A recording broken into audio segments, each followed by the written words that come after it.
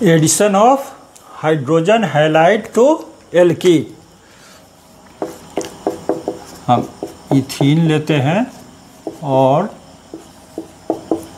HX HBr HI कुछ भी हो तो एसिटिक एसिड सॉल्वेंट लेते हैं, एसिटिक एसिड, तो क्या बनेगा CH3CH2Cl इथाइल क्लोराइड। यहाँ तक कोई प्रॉब्लम नहीं है, प्रॉब्लम अब शुरू होने वाला है।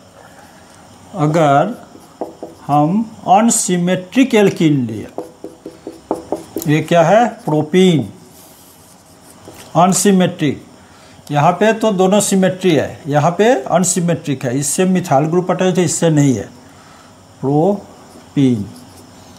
अब क्या बनेगा,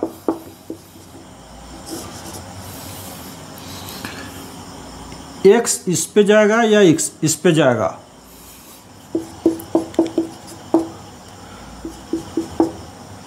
इस पे जाएगा, ठीक है। तो क्या हो, 2 हेलो प्रोपेन, और क्लोरीन है तो 2 क्लोरोप्रोपेन, ब्रोमीन है 2 ब्रोमो प्रोपेन, आयोडीन है तो 2 आयोडो प्रोपेन। तो इसका 2 पार्ट है, ये अगर हेट्रोलाइटिक फिशन होगा तो क्या होगा, H+ बनेगा और X- बनेगा, तो X- निगेटिव पार्ट जाता है उस कार्बन पे जिस पे नंबर ऑफ हाइड्रोजन कम रहता है, और इसको बोलते हैं मार्कोनी-कॉप्स रूल। तो पहले तो हम मैकेनिज्म देखते हैं, मैकेनिज्म क्या है इसका, मैकेनिज्म, हाइड्रोजन हैलाइड का हेट्रोलाइटिक फिशन होता है, हेट्रोलाइटिक फिशन होता है। होमोलाइटिक फिशन के लिए जनरली हम पेरोक्साइड यूज करते हैं और नॉन पोलर सॉल्वेंट यूज करते हैं, या फिर हाई टेम्परेचर यूज करते हैं, तब वो होमोलाइटिक फिशन होता है। हेट्रोलाइटिक फिशन में जनरली पोलर सॉल्वेंट यूज करते हैं, लेकिन यहाँ इलेक्ट्रोनिगेटिविटी डिफरेंस बहुत है, बहुत ज़्यादा है, इसलिए एसिटिक एसिड में भी इसकी हेट्रोलाइटिक फिशन होगी। तो बॉन्डेड पेयर ऑफ इलेक्ट्रॉन किधर जाएगा, जिस यहाँ हाइड्रोजन की इलेक्ट्रोनिगेटिविटी हाइड्रोजन से ज़्यादा है, तो ये बॉन्डेड पेयर ऑफ इलेक्ट्रॉन चला जाएगा इसके साथ, और ये बन गया H+ और X-। अब एल्कीन क्या है, इलेक्ट्रॉन रिच कंपाउंड है, एल्कीन पाई इलेक्ट्रॉन की प्रेजेंस के कारण ये इलेक्ट्रॉन रिच कंपाउंड है, तो इस पे इलेक्ट्रोफाइल अटैक करेगा, कौन करेगा, हाइड्रोजन आयन अटैक करेगा इस पे, क्योंकि ये इलेक्ट्रॉन डिफिशिएंट है। अब ये इस कार्बन पे अटैक करेगा या इस कार्बन पे, ये हाइड्रोजन आयन इस पे अटैक अगर करता है तो ये पाई इलेक्ट्रॉन इधर शिफ्ट होगा, तो यह निगेटिव चार्ज होगा, तब ये इस पे अटैक करेगा और यहाँ पॉजिटिव चार्ज होगा। अगर ये पाई इलेक्ट्रॉन इधर शिफ्ट हो रहा है सेकेंडरी कार्बन पे, तो हाइड्रोजन इस पे अटैक करेगा और 1 डिग्री केटायन बनेगा, जो कि लेस स्टेबल है। तो क्या बनेगा, CH3CH+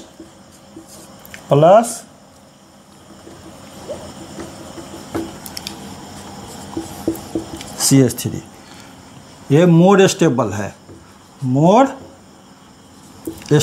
है, और ये रेट डिटरमाइनिंग स्टेप भी है, RDS, formation of carbocation is rate determining step in this reaction mechanism. अब क्या होगा नेक्स्ट स्टेप में, हैलोजन आएगा, हैलाइड आया और यहाँ पे अटैक करेगा।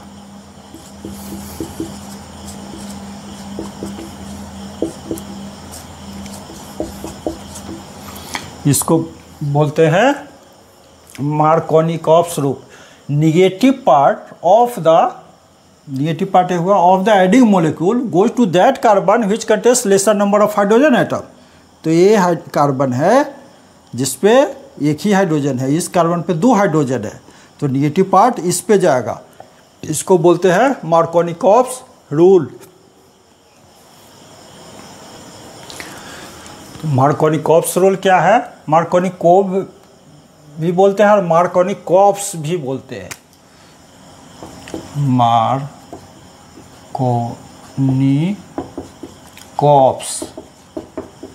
रूल भी बोलते हैं, मार्कोनिकॉफ्स रूल भी बोलते हैं। क्या है? Negative part of the adding molecule goes to that carbon atom which contains lesser number of hydrogen atom. Means जो एडिंग मोलिक्यूल है उसका निगेटिव पार्ट उस कार्बन से अटैच होगा जिस कार्बन के पास कम हाइड्रोजन है। जैसे इसकी जरूरत पड़ती है addition of hydrogen halide in unsymmetrical alkene, नहीं तो सिमेट्रिकल एल्कीन में इसकी ज़रूरत, इस रूल की ज़रूरत नहीं है। ये अनसिमेट्रिकल एल्कीन है प्रोपीन, तो HBr, केवल HBr ही, सॉरी HBr HCl HI कुछ भी लो आप, तो क्या होगा? निगेटिव पार्ट ए हुआ, पॉजिटिव पार्ट ए हुआ। ये निगेटिव पार्ट इस पे जाएगा CH3 CH3 और पॉजिटिव पार्ट इस पे आया। ये हो गया 2 ब्रोमो प्रोपेन, HCl होता 2 क्लोरो प्रोपेन बनता। ये आयोनिक मैकेनिज्म फॉलो करता है जो अभी हमने डिस्कस किया। आयोनिक मैकेनिज्म में क्या हो जाता है, फिर से कर देता हूँ। मैकेनिज्म इसका क्या होगा? HBr या HCl, इसकी हेट्रोलाइटिक फिशन होगी, हेट्रोलाइटिक फिशन। होमोलाइटिक फिशन या तो कोई फ्री रेडिकल उसमें डाल दो या पेरोक्साइड डाल दो या हाई टेम्परेचर पे रिएक्शन को प्रोसीड करो। नॉन पोलर सॉल्वेंट तो होमोलाइटिक फिशन होगी, फ्री रेडिकल बनेगा। और हेट्रोलाइटिक फिशन के लिए क्या है? पोलर सॉल्वेंट हो वो फेवर करेगा, इलेक्ट्रोनेगेटिविटी डिफरेंस बहुत ज़्यादा हो दोनों एटम के बीच, वो फेवर करेगा। तो यहाँ क्या हो गया? हेट्रोलाइटिक फिशन होगा। इलेक्ट्रोनेगेटिविटी ब्रोमीन की ज़्यादा है, इधर शिफ्ट हो गया bonded pair of electron, H+ बन गया और ये ब्रोमाइड आयन बन गया। अब क्या होगा? एल्कीन क्या है? इलेक्ट्रॉन रिच कंपाउंड है due to presence of pi electron, तो इस पे इलेक्ट्रोफाइल अटैक करेगा, तो ये H+ अटैक करेगा, इलेक्ट्रोफाइल। अब 2 पॉसिबिलिटी है, या तो ये बने या फिर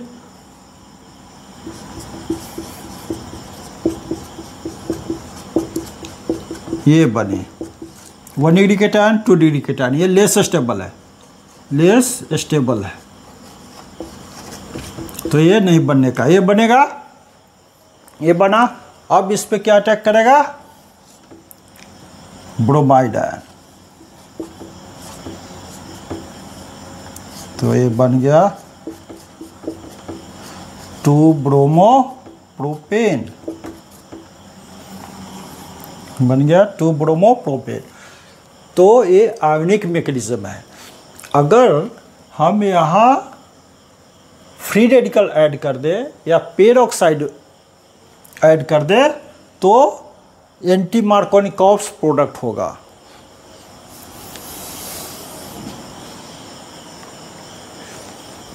अगर हम पेरोक्साइड यूज करेंगे तो एंटी मार्कोनिकॉफ्स प्रोडक्ट देगा, जिसको बोलते हैं पेरोक्साइड इफेक्ट या फिर खरास इफेक्ट। खरास इफेक्ट और पेरोक्साइड इफेक्ट, ये फ्री रेडिकल मैकेनिज्म है। क्या है, मैकेनिज्म क्या है,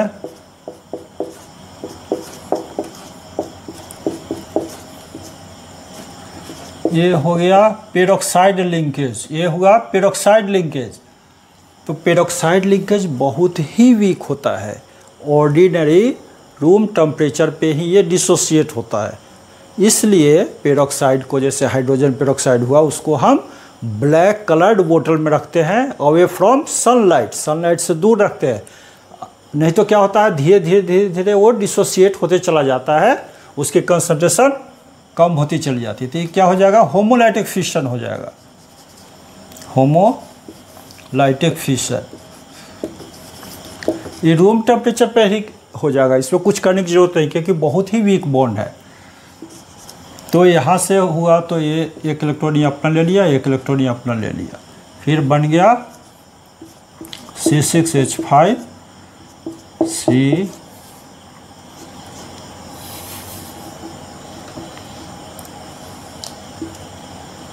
O फ्री रेडिकल। अब क्या होगा, ये CO2 इजली निकल जाएगा यहाँ से, इसकी होमोलाइटिक फिशन होगी और -2CO2 ये निकल जाएगा, C6H5 फ्री रेडिकल बना। ये क्यों निकल जाएगा, क्योंकि थर्मोडायनेमिकली फेवर्ड है। थर्मोडायनेमिकली फेवर्ड मीन्स वो प्रोसेस जिससे सिस्टम की एनर्जी कम हो रही हो, एनर्जी कम स्टेबिलिटी ज़्यादा, इसलिए ये स्पॉन्टेनियस रिएक्शन है और CO2 रिलीज करेगा और फ्री रेडिकल बन गया। अब ये फ्री रेडिकल क्या करेगा,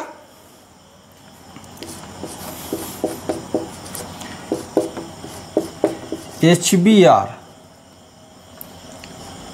इस फ्री रेडिकल के कारण इसकी होमोलाइटिक फिशन होगी और ये ब्रोमीन फ्री रेडिकल, ये बेंजीन बन गए और ब्रोमीन फ्री रेडिकल बना। ये फ्री रेडिकल अब रिएक्शन करेगा एल्कीन से,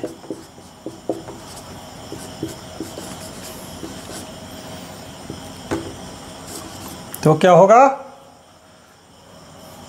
इसके कारण पाई इलेक्ट्रॉन की होमोलाइटिक फिशन होगी।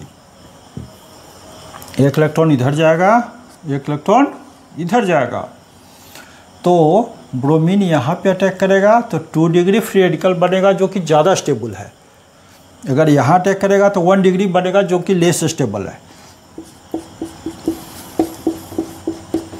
तो ये रिएक्शन होगा, ये 2 डिग्री फ्री रेडिकल बनेगा। अब ये क्या करेगा, 2 डिग्री फ्री रेडिकल, नेक्स्ट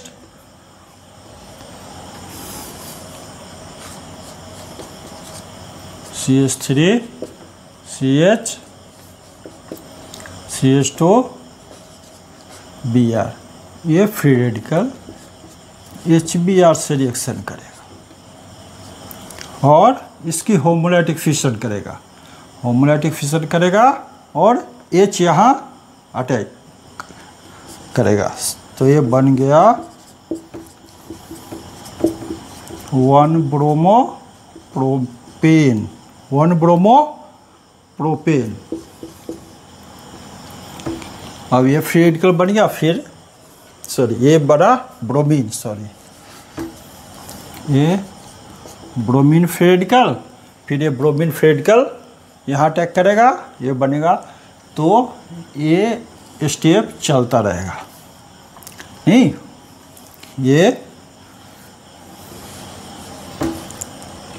ये ब्रोमीन यहाँ आएगा, इसको कन्वर्ट करेगा, फिर ये इसको कन्वर्ट करेगा। तो ये अब इसकी ज़रूरत नहीं होगी, अब ये दोनों स्टेप होता रहेगा। तो इसमें प्रॉब्लम क्या है, HCl की होमोलाइटिक फिशन नहीं होती है, इसलिए HCl क्रॉस इफेक्ट शो नहीं करता है। HI HI की आसानी से हो जाती है, बहुत ईजिली हो जाती है, लेकिन आयोडीन फ्री रेडिकल जो बनता है वो इतना अनस्टेबल है कि 2 आयोडीन फ्री रेडिकल कंबाइन करके और आयोडीन बना देता है। इसका मतलब कि HI भी पेरोक्साइड इफेक्ट नहीं देता, केवल HBr ही पेरोक्साइड इफेक्ट देता है। एक इम्पोर्टेंट क्वेश्चन है, इसको लिखो पहले।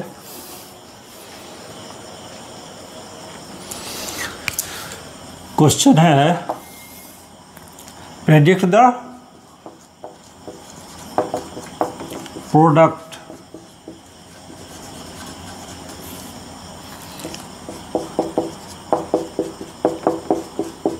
प्रोपीन है HCl पेरोक्साइड क्या बनाएगा?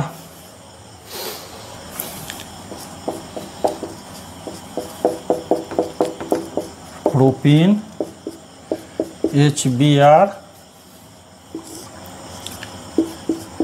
पेरोक्साइड।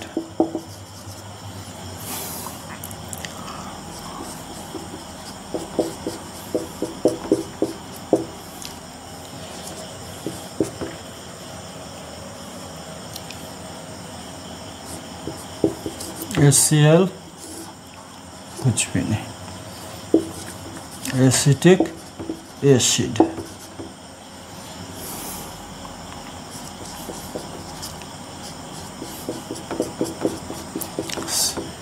प्रोपीन HBr पेरोक्साइड और साथ में हाइड्रोक्विनोन।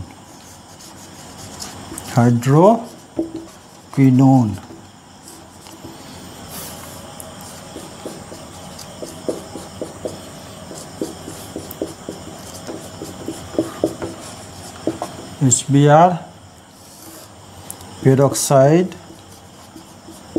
और साथ में डाइफिनाइलेमीन।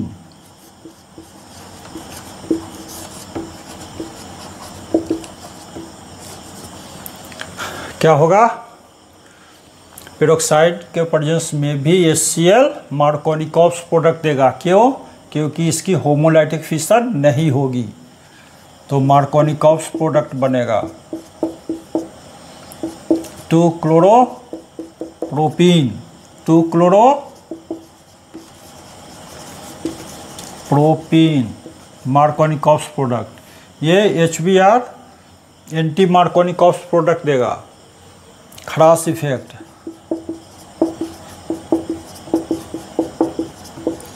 वन ब्रोमो प्रोपेन, ये प्रोपेन है। एस्टिक एसिड ये देगा, यही सेम प्रोडक्ट देगा, मार्कोनिकॉप्स प्रोडक्ट देगा। 2-क्लोरोप्रोपेन, 2-क्लोरोप्रोपेन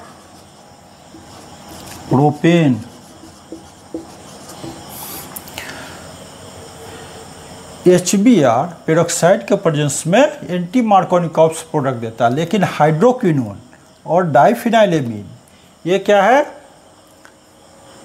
फ्री रेडिकल इनहिबिटर्स है। ध्यान रखो, जेई में क्वेश्चन आने वाला है। हाइड्रोक्विनोन और डाइफिनाइलेमीन फ्री रेडिकल इनहिबिटर है, तो पेरोक्साइड रहेगा, फिर भी ये मार्कोनिकॉप्स प्रोडक्ट देगा।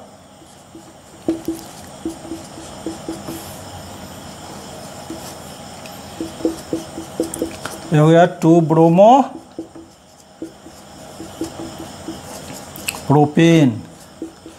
2-ब्रोमोप्रोपेन बनेगा, 2-ब्रोमोप्रोपेन। ठीक है। अच्छा, पसंद आ रहा है लेक्चर तो सब्सक्राइब कर रहे हो? कर दिया करो अगर पसंद आता है वीडियो तब। ठीक है, ये दोनों बहुत इंपॉर्टेंट रिएक्शन है। और ये ध्यान रखना, पेरोक्साइड इफेक्ट केवल HBr देता है, HI क्यों नहीं देता है ये भी याद रखो, HCl क्यों नहीं देता है ये भी याद रखो। Thank you.